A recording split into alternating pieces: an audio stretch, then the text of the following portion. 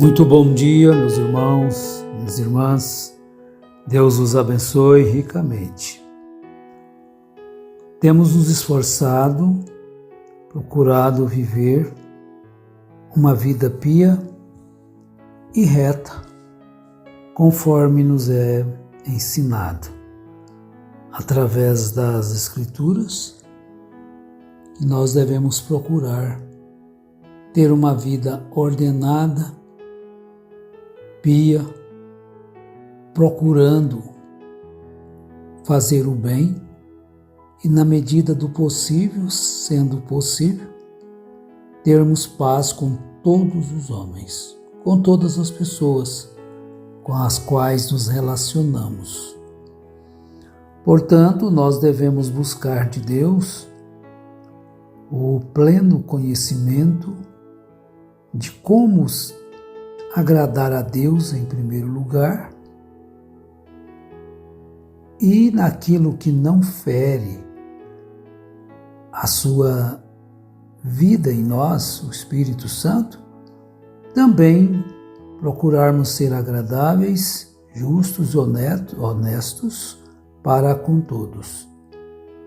Estarmos cheios do fruto de justiça, o qual vem por meio de Jesus Cristo, para a glória e louvor de Deus. Mas piedade é temor de Deus. E quando nós temos o temor de Deus, então nós buscamos viver uma vida que, em primeiro lugar, agrade a Deus. E quando nós estamos agradando a Deus, isso deve ser notado. É através das nossas falas e ações. Então, nós encontramos que existe uma santidade desordenada às vezes. As pessoas, porque estão na igreja e querem impor sobre os outros, os mais velhos querem impor sobre os mais novos, algo que nem é exigido. Existe sim a pureza cristã, as boas obras, a obediência às autoridades,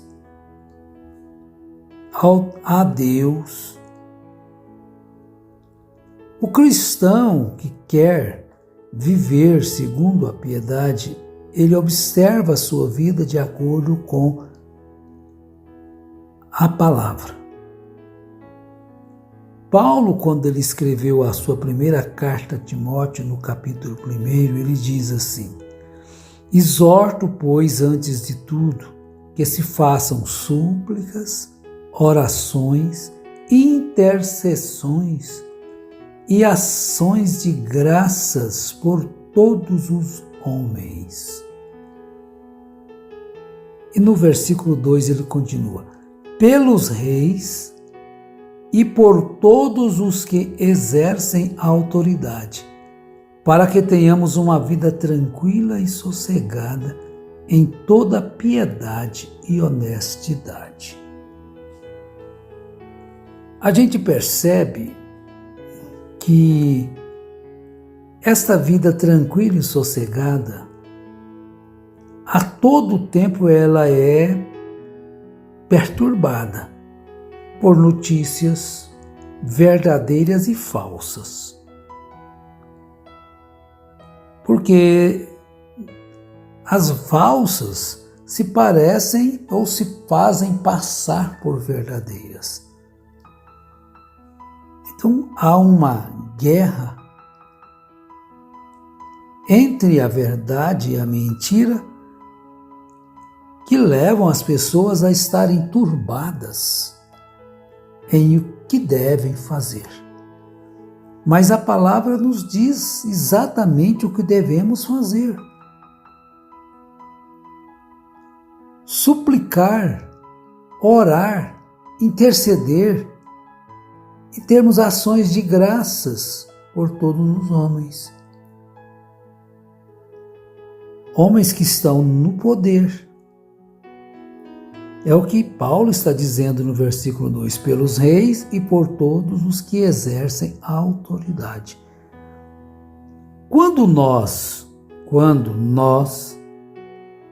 não observamos, ou quando a nação, as pessoas, todas as pessoas não observam esses itens, podem vir tempos de terríveis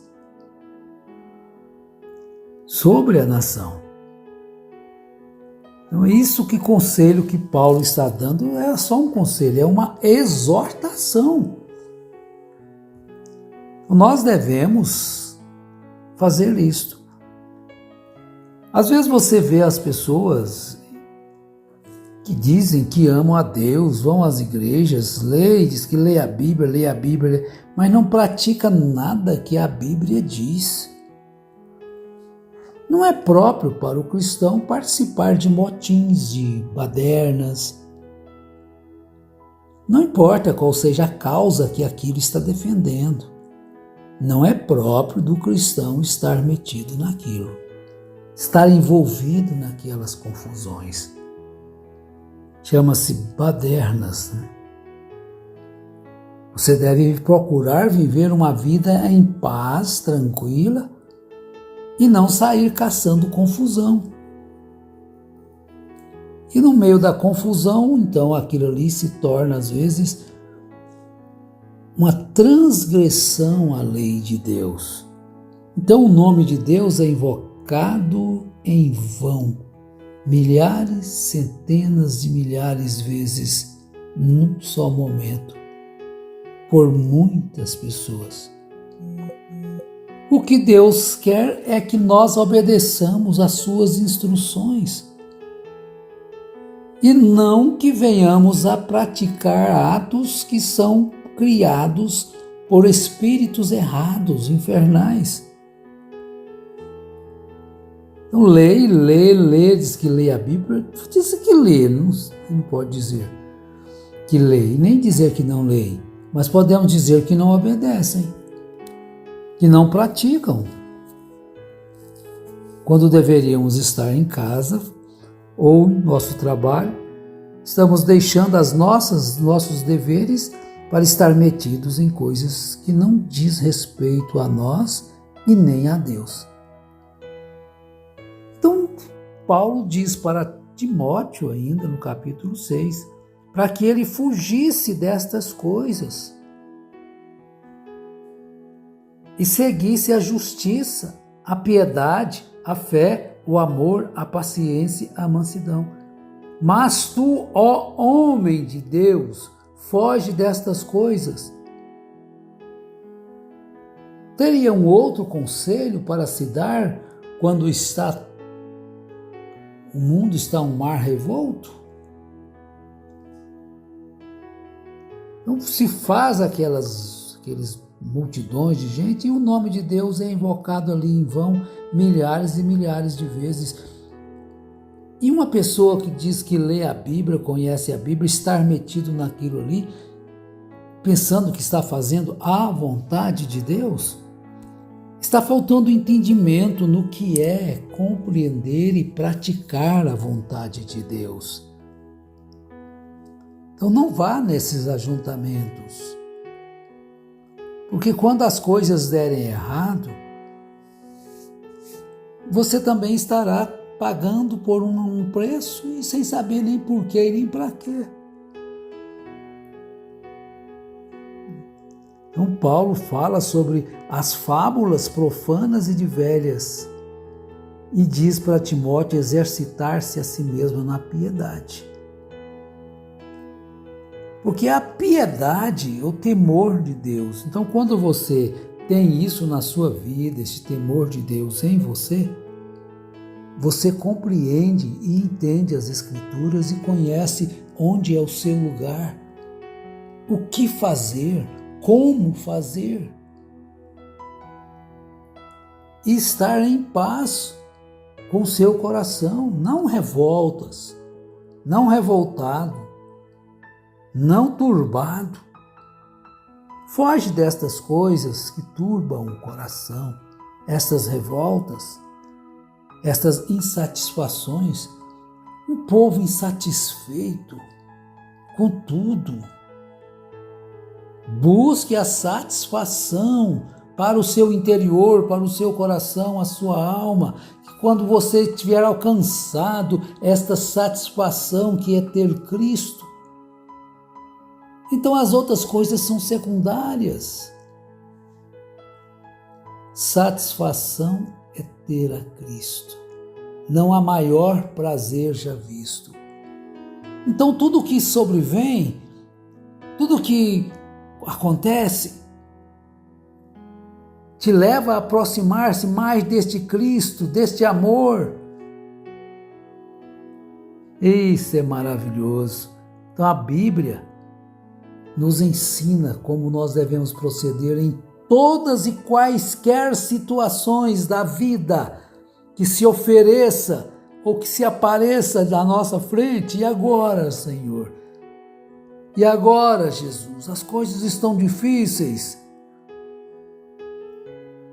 Tem um meio de solucionar? Solucione, não tem? Ore que a solução chega. E foge das confusões. Fuja dos debates inúteis, profanos, que não servem para nada a não ser para causar escândalos e inimizades. E procura apresentar-te a Deus como varão perfeito. Procura apresentar. Afirmar-se com a verdade, com a palavra. Então esta carta de Paulo a Timóteo, a Tito, ela nos exorta, essas cartas nos exortam a tomarmos a nossa posição segundo as Escrituras, para estarmos em paz conosco e com Deus. Senhor, eu estou procurando fazer o que ensina a Tua palavra. Tito, no capítulo, Paulo escrevendo a Tito, no capítulo 2, ele também ordena a Tito como se comportar. E nós devemos observar que estas cartas foram escritas da mesma forma que foi para eles, ela também é para nós e deve, como foi observadas por eles, devem também ser observadas por nós, que lemos estas palavras. Deixar que isto se torne uma vida em nós, que essa palavra nos torne cartas vivas. Pois a graça de Deus se manifestou, trazendo salvação a todos os homens. Então todos os homens estão salvos. Aqueles que procurarem obedecê-la conforme está escrito. Aí sim. Então é Tito capítulo 2, verso 11, Paulo está dizendo: pois a graça de Deus se manifestou, trazendo salvação a todos os homens. E que mais? O verso 12. Ela nos ensina a abandonar a impiedade e as paixões mundanas, para que vivamos neste presente século, sóbria, justa e piedosamente. Cada século tem a sua dificuldade. Então nós encontramos que o século XX teve as suas dificuldades desde o princípio do século. A Primeira Guerra Mundial já na segunda década do século XX, e depois as turbações que a seguiram. Mas observemos isto, para que nós possamos ter uma vida em paz, enquanto Deus permitir. Mas se nós ultrapassarmos os limites da palavra, nós estamos nos traspassando a nós mesmos com dores, problemas, aos quais nós estamos caçando com as nossas próprias mãos. em ajuntamentos aos quais não são lícitos para nós, que proclamamos confiar na Bíblia como palavra de Deus. Então, esta salvação que chegou até nós, eu vou ler o verso 11 mais rápido, um pouquinho por causa do tempo. Você entenda isto. A graça da salvação manifestou-se a todos, pois a graça de Deus se manifestou trazendo salvação a todos os homens. E quem recebe esta salvação está seguro nesta palavra. Então a eles, esta palavra nos ensina a abandonar a impiedade e as paixões mundanas para que vivamos neste presente século sóbria, justa, piedosamente, aguardando a bem-aventurada esperança e o aparecimento da glória de nosso grande Deus e Salvador Cristo Jesus, o qual a si mesmo se deu por nós, a fim de remir-nos de toda a iniquidade e purificar para si um povo todo seu, zeloso de boas obras. Então, se você recebeu esta salvação a qual se manifestou, então você creia neste verso. Nisto é uma obra que esta salvação opera dentro de você, opera em mim, ensinando-nos a abandonar a impiedade e as paixões mundanas. É isto, e aguardando a bem-aventurada esperança e o aparecimento da glória de nosso grande Deus e Salvador Jesus Cristo. Então Paulo diz, concluindo, fala estas coisas, exorta e repreende com toda a autoridade. Deus vos abençoe em nome de Jesus Cristo. Amém.